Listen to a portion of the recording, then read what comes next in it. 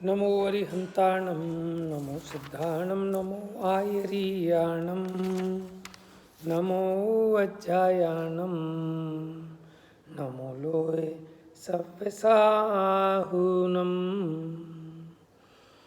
अनन्तधर्मणस्तत्त्वं पश्यन्ति प्रत्यगात्मना अनेकान्तमयी मूर्तिर्नित्यमेव प्रकाशताम्।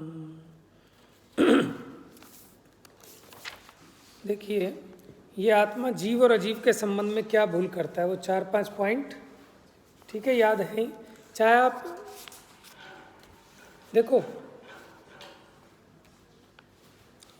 ये तो आप लिख चुके हैं पीछे, है ना। अब आपको इसको समराइज हो जाएगा, याद हो जाएगा, तो आप अपने शब्दों में थोड़ा थोड़ा लिख लो इसको।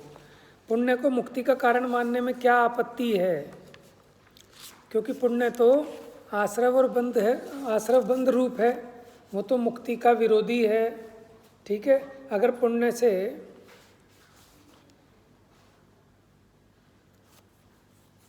ये अपनी सारी बात इस चैप्टर में यही चली कि जैसे समिति के संबंध में, गुप्ती के संबंध में, निर्जरा के संबंध में, ठीक है, मोक्ष के संबंध में, वो पुण्य भाव को ही मुक्ति का कारण मानता है।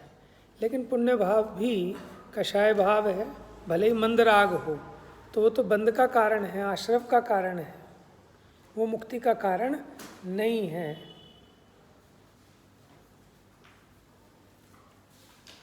कौन कौन से तत्व संबंधी भूले होंगे अगर पुण्य को मुक्ति का कारण माने? देखो, पुण्य है आश्रव का कारण, पुण्य से आश्रव होता है, बंध होता है, तो आश्रव बंध तत्व संबंधी भूल हो गई। पुण्य से मुक्ति मान रहे हैं, मुक्ति के कारण क्या होते हैं? संवर निर्जरा, है ना। तो संवर तत्व की भूल भी हो गई, निर्जरा तत्व की भूल भी हो गई, मोक्ष तत्व की भूल भी हो गई। समझ में आ रहा है आपको? पुण्य को मुक्ति का कारण मानने में, क्योंकि पुण्य तो बंध का कारण है, आपने इसको बंध का कारण नहीं माना, मुक्ति का कारण माना। तो बंध का कारण तो आश्रव है और मुक्ति का कारण संवर निर्जरा है, ठीक है। तो आपने मुक्ति का कारण माना, माने इसको संवर का कारण माना, निर्जरा का कारण माना, तो संवर निर्जरा और मोक्ष तत्व की भूल हो गई इसमें। और अगर गहराई से विचार करें तो आप आश्रव के कारण को, बंध के कारण को मुक्ति का कारण मान रहे हो, तो आश्रव बंध तत्व संबंधी भूल भी है। हमने आपको भेजा, जाओ संतरे लेके आओ, आप मौसम्बी ले आए, ठीक है। तो आप किसको नहीं पहचानते? हाँ, और ना मौसम्बी को, क्योंकि अगर मौसम्बी को पहचानते होते तो कम से कम मौसम्बी लेकर नहीं आते। स्वर्ग और मोक्ष में कारण और स्वरूप की अपेक्षा भेद बताइए। कारण क्या है? स्वर्ग का कारण क्या है? शुभ भाव। मोक्ष का कारण शुद्ध भाव, वीतराग भाव। तो ये तो कारण का अंतर हो गया। और स्वरूप का अंतर क्या है? स्वर्ग में इंद्रिय सुख है, जबकि मोक्ष में अतीन्द्रिय सुख है। मोटी बात तो यही है, बाकी कारण और भी विस्तार से स्पष्ट कर सकते हैं।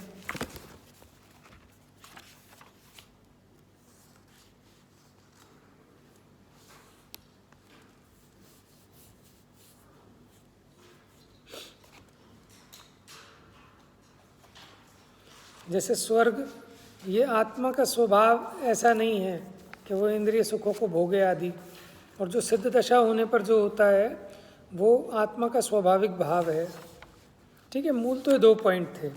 अब ये गुप्ती, समिति, धर्म, अनुप्रेक्षा, चारित्र, मिथ्यात्व, विरति, कषाय, संक्षिप्त टिप्पणी लिखनी है। तो आपको क्या लिखना होगा इसमें? गुप्ती क्या है, समिति क्या है, भूले नहीं पूछी, संक्षिप्त टिप्पणी लिखनी है। टिप्पणी होता है इसके बारे में कुछ बताना है। तो आप ये भी बता सकते हो कि मिथ्या दृष्टि इसके संबंध में क्या भूल करता है, कि वो मन, वचन, काय की क्रिया को, चेष्टाओं को तो रोकता है, लेकिन सच्ची गुप्ती नहीं समझता कि वीतराग भाव होने पर मन, वचन, काय की चेष्टा स्वयं ना हो, वो सच्ची गुप्ती है। समिति जीवों की दया पालने को समिति मानता है, जबकि उदासीन भाव होने पर, इतना मंद कषाय होने पर अयत्नाचार रूप प्रवृत्ति नहीं होती सहज में, माने दूसरों जीवों का घात करके अपना गमन आदि प्रयोजन नहीं साधते, वही सच्ची समिति है। धर्म, क्रोध आदि के अभाव की बात बताई थी इसमें कि क्रोध आदि बाहर में तो व्यक्त नहीं करता, लेकिन अभिप्राय में क्रोध आदि खो रहे हैं उसकी खबर नहीं है।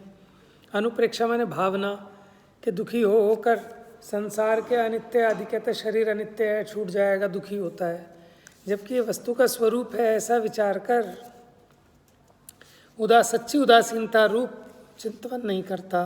चारित्र क्या बताया था? चारित्र में बताया था हिंसा आदि के त्याग को चारित्र मानता है, महाव्रत आदि धारण करने को उपादेय मानता है, लेकिन महाव्रत आदि को चारित्र पाना संभव नहीं है क्योंकि वो तो आश्रव रूप है, तत्वार्थ सूत्र के आश्रव अधिकार में है। अनुव्रतो महाव्रत आदि की चर्चा है। तो कषाय रहित जो उदासीन भाव है वो सच्चा चारित्र उसको नहीं जानता।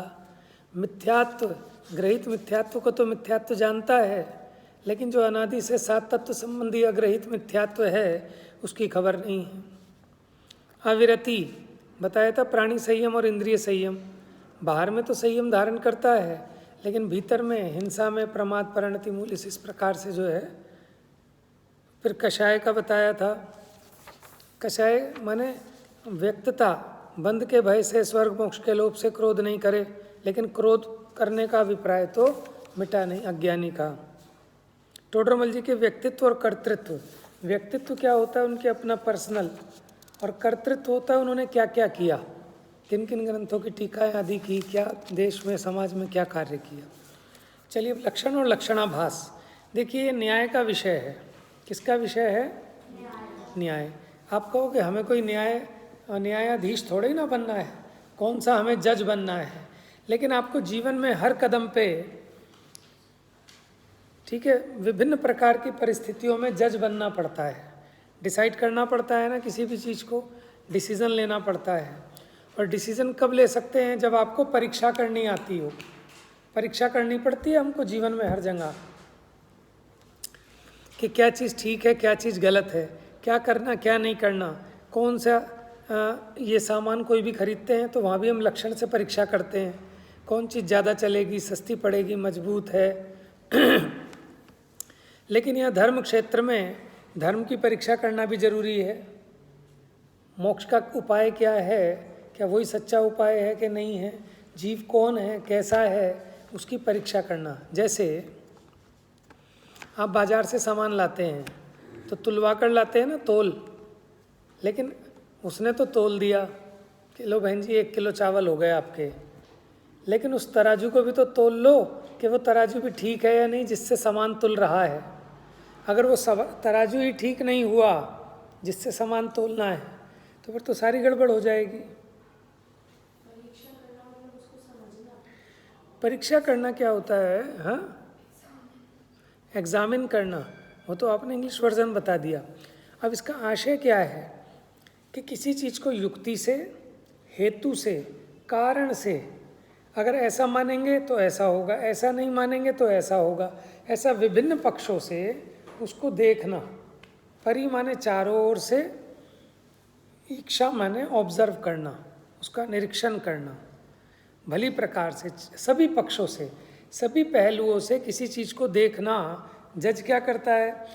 तारीख पे तारीख लगती है, अलग अलग गवाहों को, अलग अलग लोगों को बुलाया जाता है, तो उसके सारे पहलुओं को देखता है, उसकी परीक्षा करता है, तब वो एक निर्णय पर पहुंचता है कि हाँ ये जो एक्यूज्ड था ये निर्दोष है, इस पर गलत आरोप था। समझ में आ रहा है? ऐसे ही हम नाना पक्षों से, अलग अलग एंगल से, विभिन्न पहलुओं से विचार करते हैं। जैसे मोक्ष का कारण रत्नत्रय को कहा तो हम इसकी परीक्षा करके देखेंगे। पूछो बेटा, जैसे सच्चे देव ये हैं तो इनकी परीक्षा की है न्याय ग्रंथों में कि यही सच्चे देव क्यों हैं, जो दूसरे अन्य मत वाले उनके देव सच्चे देव क्यों नहीं हैं।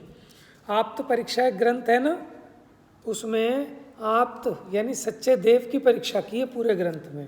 स्वयंभू स्तोत्र में भी देखो परीक्षा कि आप आकाश में विहार करते हैं इसलिए हम आपको नमस्कार नहीं करते, क्योंकि आकाश में विहार तो अन्य देवी देवताओं के भी पाया जाता है।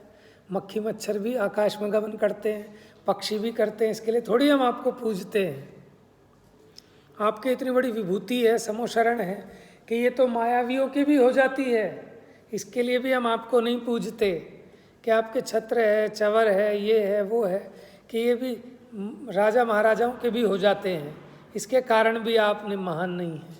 तो आप किस लिए महान हैं कि आप वीतरागी हैं, सर्वज्ञ हैं, इससे आपकी महानता है। पूछो बेटा।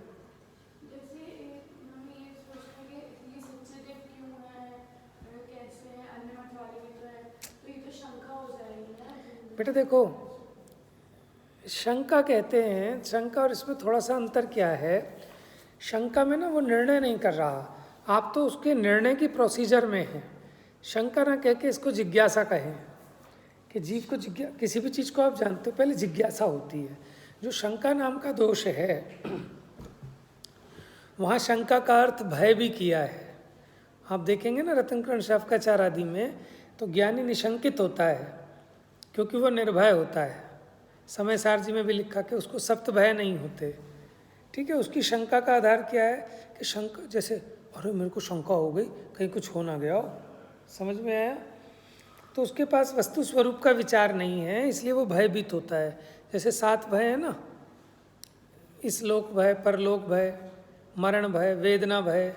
अब उसको विचार ही नहीं है कि भाई जगत में जो होना है वो नक्की है, और परद्रव्य के परिणमन से मेरा कुछ बिगाड़ सुधार, मैं आत्मा हूँ, मैं मरता नहीं हूँ, ऐसा अज्ञानी को पता नहीं है। अज्ञानी इसीलिए सशंकित रहता है, कहीं मैं मर ना जाऊँ, ऐसी शंका रहती है उसको निरंतर।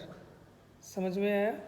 तो वहाँ शंका का मतलब जिज्ञासा नहीं है, थोड़ा सा माइनर सा अंतर है जिज्ञासा और शंका। जैसे आप प्रश्न पूछना चाहते हो तो आप कहते हो मेरी एक शंका है, वो ठीक शब्द नहीं, आपको मेरी एक जिज्ञासा है। जैसे मति ज्ञान के जो 4 स्टेप है, अवग्रह है, ईहा। ईहा क्या है कि जानने की जो जिज्ञासा हुई ना, तो उसके लिए जो प्रयत्न करता है जानने का और प्रयत्न। तो आप ये जो कर रहे हैं, आप तो जानने का प्रयत्न कर रहे हैं, तो ये शंका नहीं है। शंका वाला जानने का प्रयत्न नहीं करता, वो तो बस सोच के डरता रहता है, भयभीत होता रहता है। भाई पूरी रात नींद नहीं आई कि क्यों, कि मुझे चोरों की शंका हो गई, कोई खटपट की आवाज़ आ रही थी, मुझे शंका हो गई कि शायद कहीं डकैत ना आ गए हों। कौन है भिंड का? तुम्हारे वहाँ आते हैं डाकू वाकू? अब नहीं आते, जब से तुम धरती पे आए हो आने बंद हो गए होंगे। पहले तो आते थे। वो 20 साल पहले गया था तो बता रहे थे कि वहाँ डाकू जो हैं जितने बड़े बड़े सेठ हैं ना, सबसे पैसा लेते हैं महीने का, नहीं तो उनके बीवी बच्चों को उठा लेते हैं, है ना? आपका एरिया के पास है ना सारे डाकू? अब नहीं है? चलो अच्छी बात है, सुधर गए होंगे सब। चलिए प्रकरण प्रारंभ करना है, तो हमें परीक्षा करनी आनी चाहिए। ठीक है, तो ये न्याय का विषय, न्याय दीपिका है आपके कोर्स में। अभिनव धर्म भूषण यति हुए एक मुनिराज, उन्होंने एक ग्रंथ लिखा न्याय दीपिका। ठीक है, तो उसके आधार से, क्योंकि न्याय ग्रंथों में सबसे पहले लक्षण की परीक्षा की जाती है कि आप जिस लक्षण से किसी चीज़ को पहचानेंगे तो वो लक्षण निर्दोष होना चाहिए।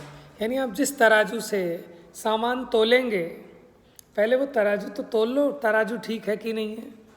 सब्जी वाले इनका तराजू ही गड़बड़ होता है, एक तरफ अपने आप ही झुका रहता है। तो पहले हम कहते भैया बाट हटा, पहले अपना तराजू दिखा। अगर वो तराजू में से सब कुछ हटा के वो बैलेंस रहते हैं तो कहते हैं हाँ तराजू ठीक है। और अगर खाली कराने पर जिसमें हम माल रखते हैं वही झुका हुआ है तो कहेंगे भैया गड़बड़ कर रहा है, कम सौदा तुलेगा। तो ऐसे ही लक्षणों के द्वारा वस्तु की पहचान की जाती है। ठीक है, लेकिन लक्षण किसको बनाएं, लक्षण कैसा हो। जैसे आपको अरहर की दाल लानी है बाज़ार से, आपने बच्चे को बोला बेटा अरहर की दाल ले आ, तो उसने पूछा कैसी होगी?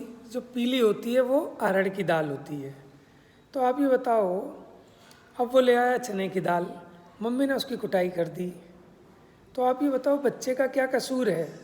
मम्मी का कसूर है, मम्मी ने दाल का लक्षण सही नहीं बनाया। क्योंकि भैया पीली कहोगे तो पीली तो बहुत सारी दालें होती हैं, गड़बड़ हो ही जाएगी। समझ में आया? अगर वो कहे कि जो गोल होती है छोटी छोटी बटन जैसी, तो भी गड़बड़ हो जाएंगी। सारी दालें बटन जैसी होती हैं। तो उसका सही लक्षण हमको पता हो तभी हम उस चीज़ को पहचान पाएंगे। दे दे बेटा, बात समझ में आ रही है? तो लक्षण और लक्षणाभास। आभास क्या होता है कि वो लक्षण तो नहीं है, लेकिन दिखने में कैसा लगता है कि हाँ ये ही लक्षण है। ठीक है। देखो, धर्मभूषण नाम के कई जैन साहित्यकार हुए, तो इनको सबसे अलग बतलाने के लिए इनके नाम के आगे अभिनव और अंत में यति जुड़ा हुआ मिलता है। ये कुंद आमनाय के थे। इनके गुरु का नाम वर्धमान था और इनका अस्तित्व 1358 से 1418 ईस्वी तक माना जाता है।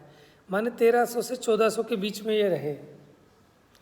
इनके प्रभाव और व्यक्तित्व सूचक जो उल्लेख मिलते हैं तो पता लगता है कि अपने समय के बड़े प्रभावशाली व्यक्तित्व वाले महापुरुष थे। राजाधिराज परमेश्वर की उपाधि से विभूषित प्रथम देवराय इनके चरणों में मस्तक झुकाया करते थे। ठीक है। जैन धर्म की प्रभावना इनके जीवन का नियम था, व्रत था।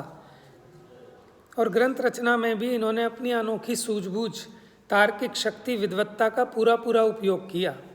आज हमें इनकी एकमात्र अमर रचना न्याय दीपिका प्राप्त है।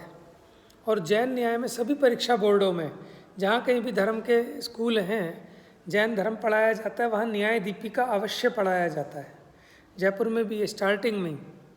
ठीक है। न्याय दीपिका, दीपिका माने क्या होता है? दीपक। ठीक है। दीपक की बहन दीपिका। ठीक है। उसकी मतलब थोड़ी सी ज्योति। तो न्याय की दीपिका, जिसका जैन न्याय में विशिष्ट स्थान है। ये संक्षिप्त है लेकिन सुविशद और महत्वपूर्ण कृति है। इसमें संक्षेप में प्रमाण और न्याय का तर्क संगत वर्णन है। किसका वर्णन है इसमें? प्रमाण और न्याय का। किसमें? न्याय दीपिका। हालांकि न्याय ग्रंथों की भाषा बड़ी दुरूह, माने कठिन और गंभीर होती है, लेकिन इसकी भाषा सरल और सुबोध संस्कृत है। इसके आधार पर ही पाठ लिखा गया है। सबसे पहले लक्षण का लक्षण समझिए कि लक्षण का लक्षण क्या है। लक्षण का असली माने स्वरूप, उसकी पहचान। किसी भी वस्तु को जानने के लिए उसका लक्षण जानना बहुत आवश्यक है। बिना लक्षण के आप जान नहीं सकते। देखो, ये नमक है कि टाटरी है कि मिश्री है, कैसे पहचानोगे? दिखने में तो एक सी लग रही हैं। नमक का डला हो वाइट, फिटकरी का डला हो वाइट, मिश्री का डला हो वाइट, कैसे पहचानेंगे कि नमक है कि मिश्री है कि फिटकरी है? उसके लक्षण से। समझ में आया? तो इसीलिए किसी भी वस्तु को जानने के लिए उसका लक्षण जानना बहुत आवश्यक है, क्योंकि बिना लक्षण जाने उसे पहचानना तथा सच और झूठ का निर्णय करना संभव नहीं है। वस्तु स्वरूप के सही निर्णय बिना उसका विवेचन असंभव है। जब आप निर्णय ही नहीं करोगे सही से उसका, तो विवेचन कैसे कर सकते हो? और अगर विवेचन किया जाएगा बिना निर्णय किए, तो जो कुछ कहा जाएगा वो गलत होगा। इसलिए प्रत्येक वस्तु को गहराई से जानने के पहले उसका लक्षण जानना बहुत ज़रूरी है। ये इंट्रोडक्शन था। अभी जब कभी आप किसी चैप्टर को समझाते हैं तो पहले उसकी प्रस्तावना, प्रस्तुति, इंट्रोड्यूस करते हैं। तो इन्होंने विषय को इंट्रोड्यूस किया कि लक्षण को जानना क्यों जरूरी है। लिखो पहला प्रश्न।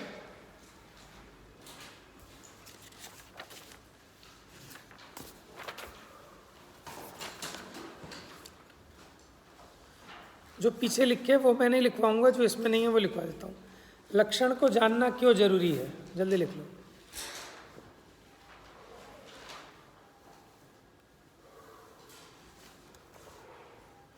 लक्षण जानना क्यों जरूरी है।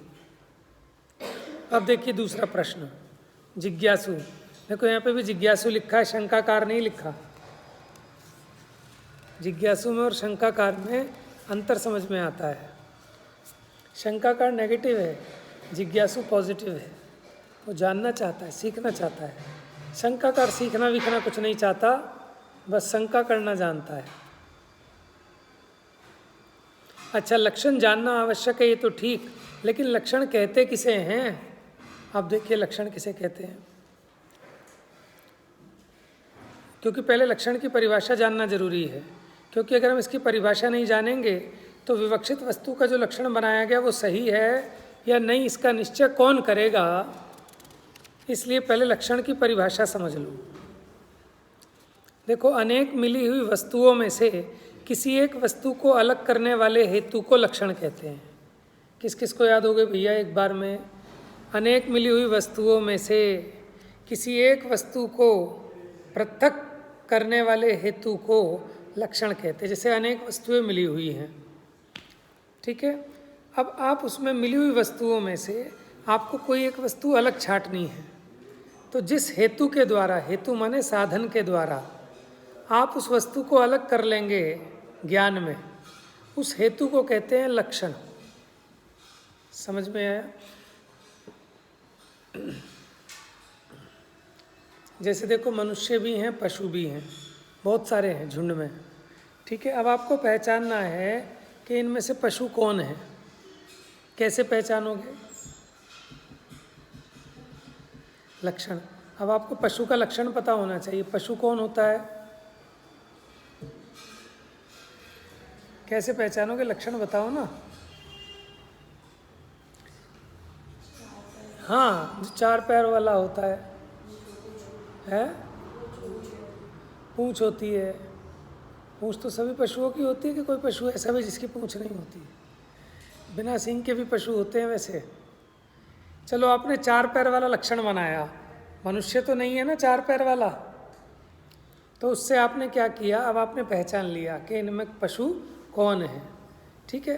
जैसे आपने बताया था मिस्री है, फिटकरी है, और तीसरी चीज़ नमक है, ठीक है। तो आपने उसका लक्षण बनाया कि जो खारा है वो नमक है, ठीक है। तो जो मीठा है वो मिस्री है, ये उसका सही लक्षण है, क्योंकि इससे उसकी पहचान हो सकती है।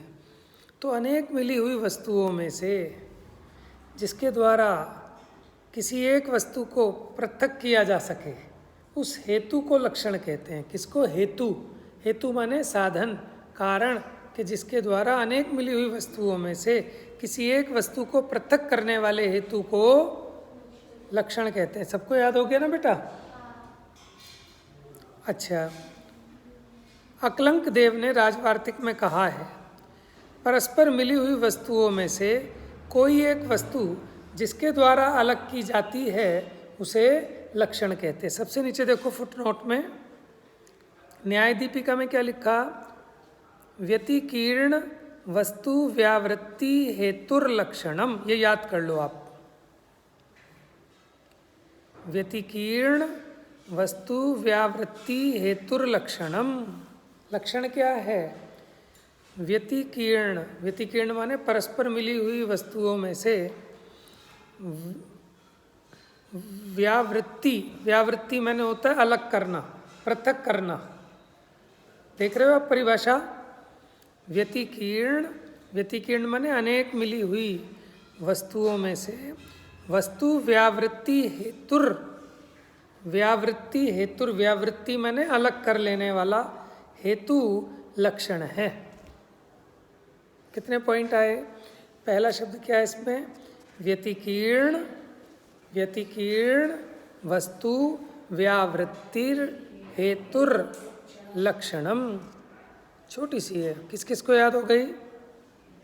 अनामिका, सॉरी, आत्मिका सुनाओ। अरे कृष्टि।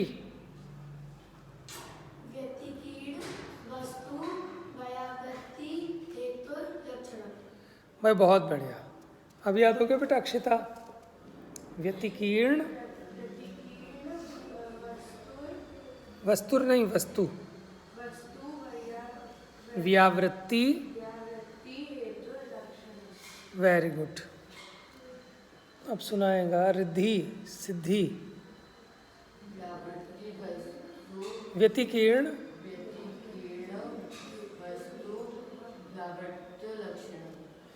व्यावृत्ति हेतुर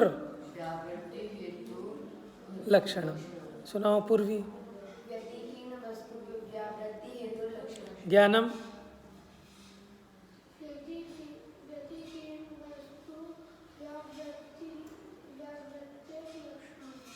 व्यावृत्ति लक्षण है कि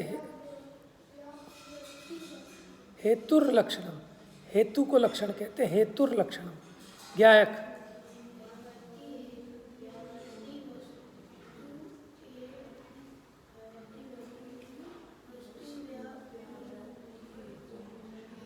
उल्टा कह रहे हो, व्यतिकीर्ण है पहले। व्यतिकीर्ण वस्तु व्यावृत्तिर हेतुर लक्षणम। 5 ही तो शब्द याद करने हैं। सुनाओ बेटा पूरा।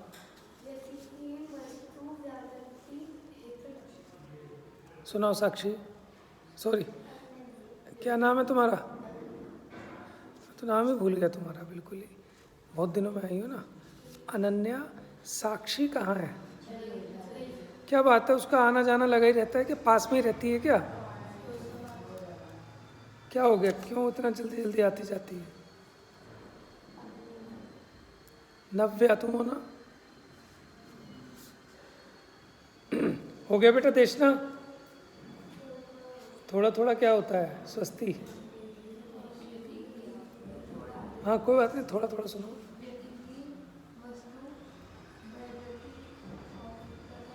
हेतुर, हेतुर लक्षण तो एक साथ कर लो। तान्या सुनाओ।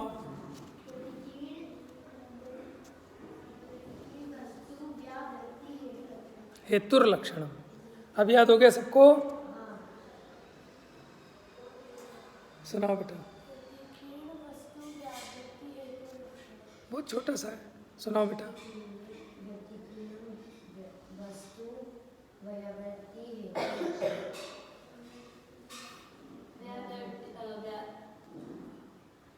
व्यतिकीर्ण व्यावृत्ति हेतुर लक्षण कोई बात नहीं, चलो ठीक है, वेरी गुड। सुना दो बेटा मिताली। ठीक है।